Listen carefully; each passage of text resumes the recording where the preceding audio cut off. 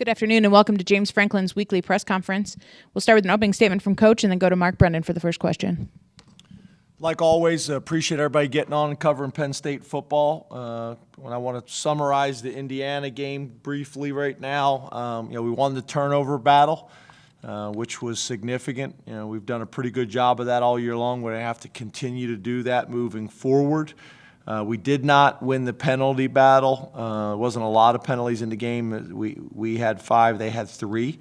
But we did not win that battle. The drive start battle, we did win. The sack battle, we did win.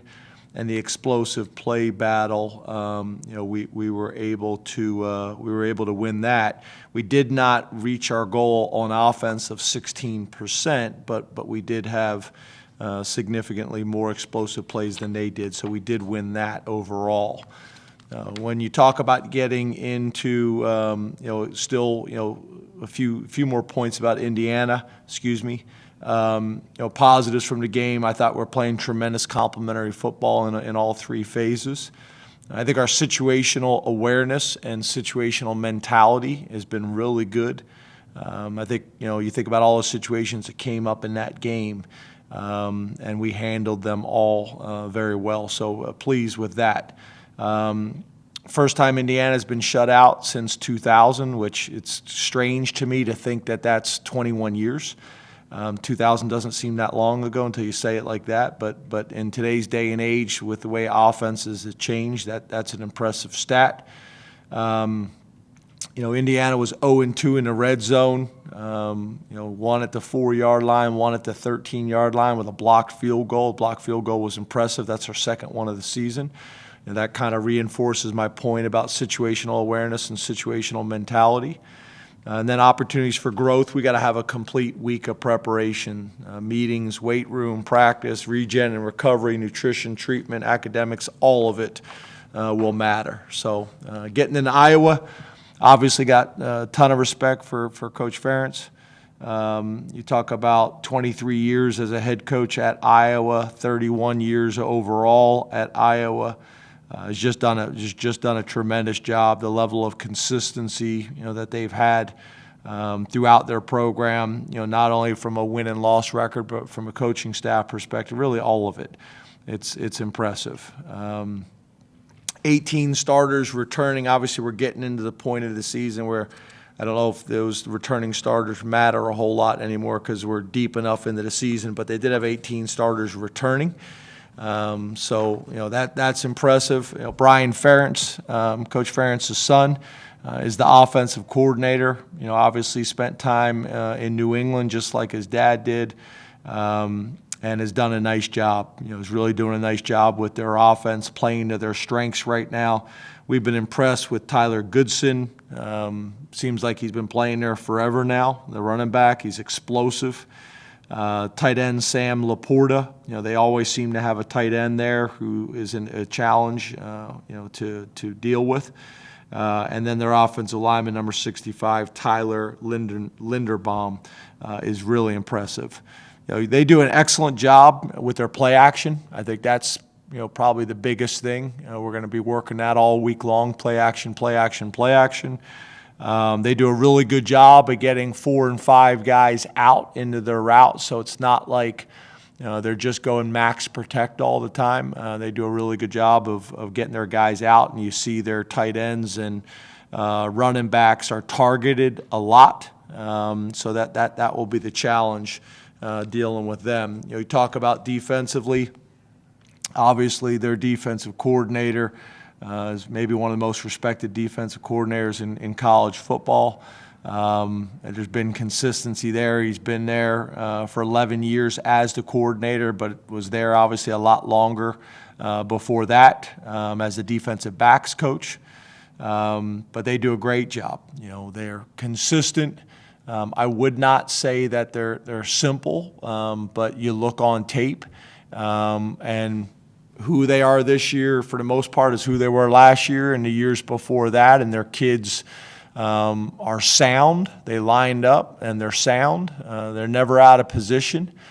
They play fast. They play aggressive. They play with great confidence because they're allowing them to line up and play. And they got a really good scheme that is challenging. It's not like a formation that you can turn on, or a motion, or a shift, or empty, or formation into the boundary where we feel like, okay, here's a formation or personnel group that's going to allow us to get some yards just based on alignment.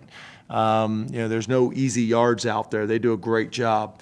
The guys that stand out with us is the DN number 97, Zac Van Valkenberg, very, very much a Iowa defensive line name. Seems like they always got a guy like that. Linebacker number 31, Jack Campbell, impressive. Watching him on tape, I didn't realize he's as big as he is listed, but he's active and really productive.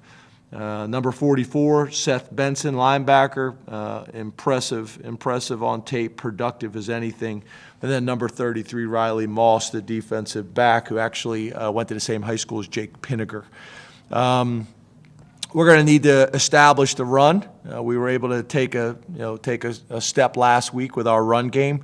That's going to be really important, not just for our offense's success, but also to help our defense out with time of possession.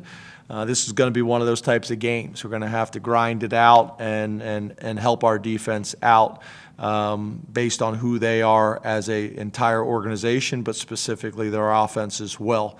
From a special teams perspective, I think year in and year out, they do a great job on special teams. It is obvious that this is something that Coach Ferentz invests in and respects. Coach Woods does a great job with their special teams. They always got a wrinkle or something that you need to be ready for. Their returner, Charlie Jones, is impressive. He makes plays in the punt game as well as in the kick game as a returner. The other thing is trick plays. We're going to spend a lot of time on those things this week, whether it's on PAT field goal with shifts and motions and swinging gates, as we call them.